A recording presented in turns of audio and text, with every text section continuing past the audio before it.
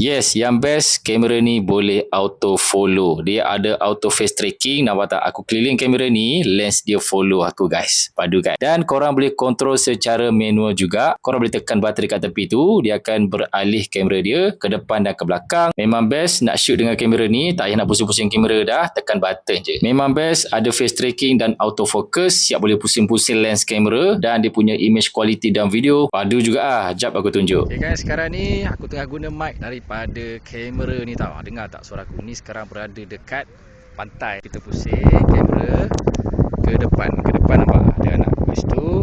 Dan sekarang ni air tengah surut dah. Air tengah surut, anak tengah main. Kita zoom sana.